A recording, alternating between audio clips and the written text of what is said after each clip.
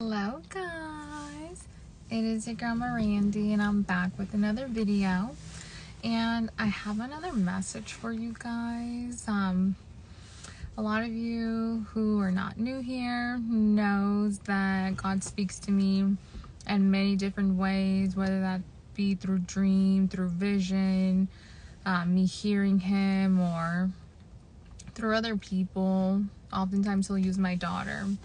And so I was having a conversation with her, and God had already confirmed this with me, but she was asking me, she was like, Mom, there's, one of my friends, and she was doing something wrong, and I kept trying to, tell her, no, this is not right, you shouldn't do this, but she didn't want to listen to me. She wasn't listening. And, she started to be mean to me. And so I was letting her know, when you correct someone, people are not always going to receive the correction. And it's not for us to force correction on anyone. It is not our job to force someone to be corrected and to make them do the right thing. At the end of the day, you wanting her or whoever it is, some of you guys wanting someone to do the right thing is just a reflection of the type of person that you are. And I had to let her know that, even though she's mad at you, you didn't do anything wrong, because you were just trying to be a good friend and you were trying to tell her the truth and tell her what's right. And we know that the truth will set us free. But a lot of people are not willing and wanting to accept the truth. They have to make mistakes and learn things on their own. They have to make their own decisions. And, God, in the Bible, he says, God speak it once, God speak it twice, man receive it not. God is so good that he will send multiple, corrections. But eventually, even God will turn a deaf ear. He says, my people are destroyed for lack of knowledge. Because of what? Because they reject correction. They reject being corrected. They reject knowledge. They reject the truth that sets them free. And so, even Solomon was the most wisest. He had all the wisdom. He was the most wisest person in the Bible. But what happened to Solomon? He did not listen to God. And he rejected knowledge.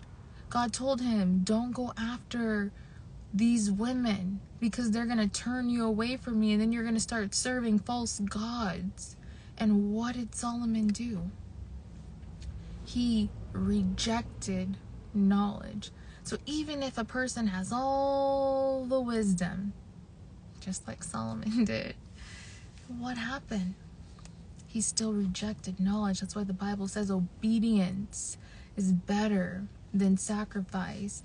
And so, we get upset, or other people get upset when we tell them the truth out of love and we correct them. We want to see them do better.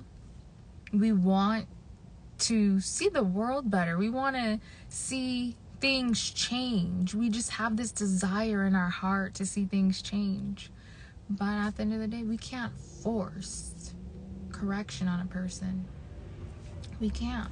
God doesn't force his will on anyone. And that's what I was letting my daughter know. Is at the end of the day, you cannot force your friend to want to do the right thing. All you can do is tell her the truth, tell her what is right, and allow her to make her own decision. Allow her to make her own mistakes. And if it's God's will, one day she'll come back to you and she'll say, you know what? You were a good friend. You told me the right thing. You did try to correct me, and I was rude because, you know, I didn't want to hear it. And oftentimes that's what happens. A person who doesn't want to hear it, who doesn't want to listen to correction, you know, the Bible says a fool despises correction. You know, they don't want to be told the truth. They don't want to be told, this is the way you should be walking, this is the way you should be doing this, because a fool despises correction. And so all you can do is correct a person, love them, continue to show them, you know, the love of Christ. But even Jesus Christ, even God, he turned a deaf ear to those who rejected him. Even Solomon, he turned a deaf ear. He said, since you don't want to listen, since you want to do this, since you want to do that, okay, I'm going to give you over to your sin. Remember, warning always comes before destruction. So God always warns us. God always tells us. God always leads us. God always makes a way of escape. He always makes a way out. He always makes a way out. But it's up to us if we want to walk in the path that God has for us. If we want to go in that direction and choose blessings over curses, because God says, I give you two paths that you can choose. You can choose life or death, blessings or curses. And so, yeah, it's sad when people choose to, you know, do the wrong thing and they get upset with you. But at the end of the day, you know, you just have to let them make the mistake and learn. They have to learn. And it's sad. We don't want to see people learn the hard way. But sometimes that's what things call for. Sometimes seeing is believing. And so just know that if God sends you to be a faithful witness and to correct someone and they reject it, it doesn't make you a bad person. It doesn't make you not a good friend. It doesn't make you anything of what that person or anyone says about you, feels about you, thinks about you. All it does is show the heart that you have, the love of Christ and the fruit of the Spirit that you have in you, and a person who's just not willing to change. It just exposes them. And it's sad, but we still show them love. We still love them, and we still pray for them, because we, you know, forgive them for what they do not know. And so we have to let a person make their mistakes. We have to let them choose their own path. And that's the beautiful and wonderful thing about God, is that he doesn't force himself on us. He doesn't force things.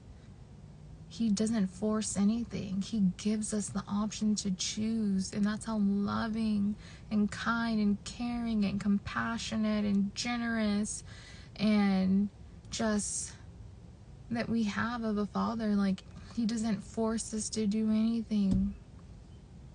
He chose us before we could ever choose him.